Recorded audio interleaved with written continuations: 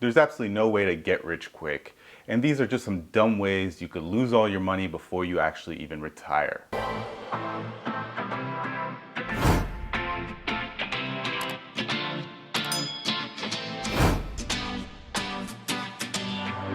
What's up everyone, welcome back to Free to Be. David here, and thank you for joining me for another video. Now in today's video, I want to go over some dumb things that people end up doing that really take a toll on their retirement savings and put them in a financial position that they just don't want to be in. And it's just a really bad compromised position that will totally derail your retirement. So if at all possible, try to avoid these things at all costs. Now, if you're new to my channel, I cover financial literacy here and track my progress to financial independence in hopes of creating a blueprint that others can use with valuable information. So if you haven't done so already, please take a moment and just click the subscribe button down below. Your support really does mean a lot to me and just helps the channel in general. And if you're not new, thank you again for coming back for another video. Alright, so in today's video, we are going to be talking about some things that you could do that are really dumb. They're really boneheaded things that will end up costing you a lot of money because you're just really trying to get rich quick.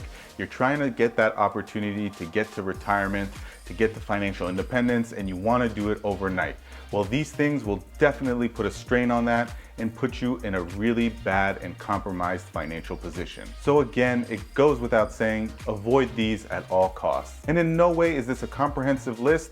These are just some things that I think everyone should know. So if you think I missed something, let me know in the comments down below. Now, the first tip here is following advice from stock seminars or just people who don't really have much insight into how the stock market works.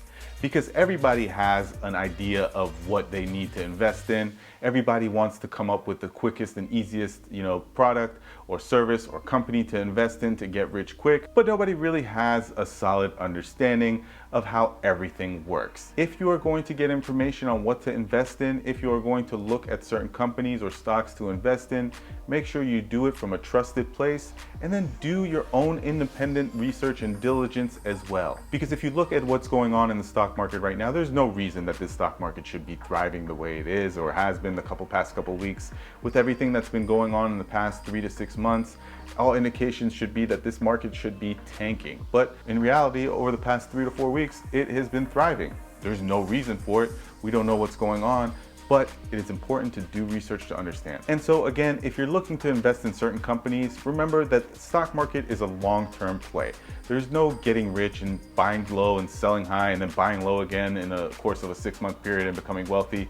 That's just really unlikely to happen. And so it's really important to do research before investing in the market. And by no way am I a financial advisor, but the number one thing I always preach is do your independent research and diligence before taking the plunge into anything. Now, the next thing you want to avoid is starting a business or a side hustle just to get some quick returns, thinking that you can just invent a product and overnight you are going to be rich. That is just a really bad way of thinking, because any business that really is going to last, that's really going to give you some great returns, is something that you are going to have to build over time. It's going to be a 3, 5, maybe 10-year process before you really get a solid foundation for any kind of business to making some returns, to start making those returns. And I know it's hard because you'll see things like products that you're like, oh, this person seems like they put it together overnight.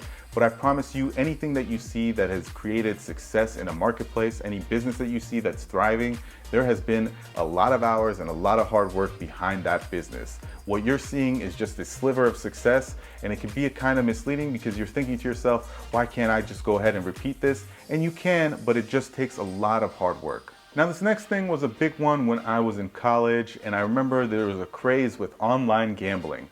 There were so many stories out there about the college student who took, a $500 investment and then within a couple weeks had $300,000 made from online gambling. But I'll tell you right now, gambling in general is just that. It's gambling. There are no guarantees that you're going to get any returns. And in fact, the time and effort that you put into gambling, you could actually invest that in almost anything else and be just as successful, if not more successful. So it's really not a good way to think that you can go and gamble to riches. It's just, that is such an unlikely scenario to happen that way better off taking those resources and allocating them elsewhere to put yourself in a better position. Now, the next thing you want to avoid is betting on any kind of fad or trendy investment such as cryptocurrency. Now, cryptocurrency has been around for a long time, and around 2017, it really started to boom. And I actually got in right before the boom, but I do recall a lot of people getting in right in the middle of that boom, spending a lot of money on cryptocurrency, and then when that crash happened at the end of 2017, early 2018, they ended up losing a lot of money because they were being speculative when they were investing, and they were hoping that this thing was just going to continue skyrocketing. But truth of the matter is, a lot of that is just that. It's speculative investing. Is something that lives on the internet.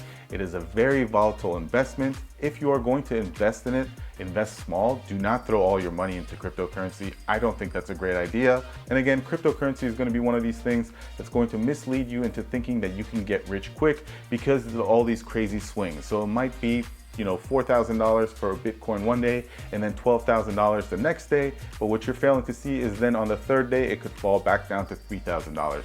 So if you want to invest small, just a little bit and kind of see how it goes. Leave it there, forget about it, but don't try to get rich off of it. It's not going to happen. Now, the next thing you could do to actually end up losing all your money instead of becoming rich is getting into the fad of flipping houses. There's tons of shows out there on HGTV and all these other channels about flipping houses and all these people who are doing it and doing it well and successfully.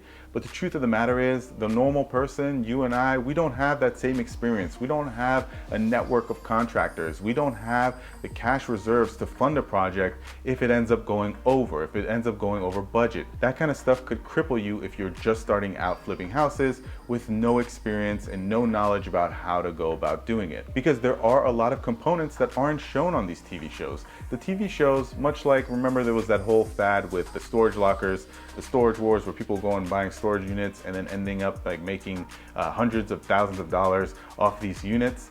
And it turned out that that was not the case at all. It was like less than 1% in terms of actual successful units.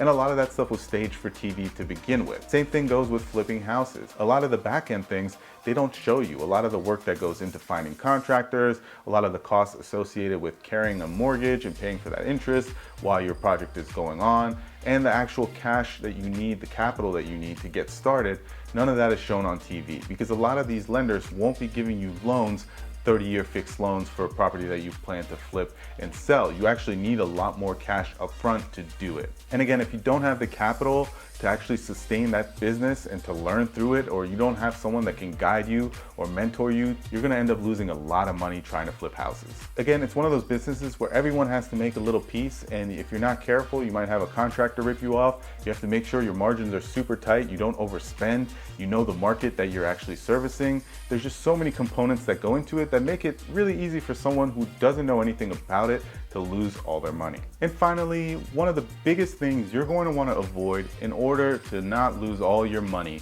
something so many people do, and really I think it's probably the dumbest thing you could do, is listening to bad advice. Do you have a friend who's always looking to present you with the next big idea to get rich quick, or he has some business idea and he just wants you to invest $10,000? Don't fall for that stuff, guys. I know we want to support our family and friends, but it's not a good way to do that by throwing money at every single idea they have. Now, sure, maybe once in a while someone will present you with a great idea that you think is actually very valuable and you want to invest in it, and that's fine, but you don't want to take people's bad advice.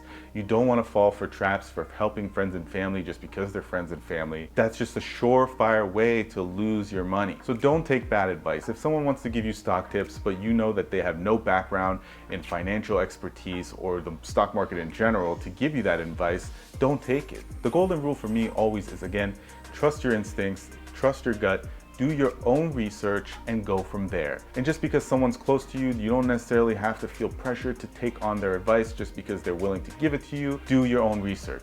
All right, guys, well, that's all I had for this video. I hope that you enjoyed it. If you did, don't forget to give me a thumbs up. Let me know your thoughts, or if you think I missed something, let me know that in the comments down below. If you are new to the channel, please don't forget to subscribe, and we'll see you next time.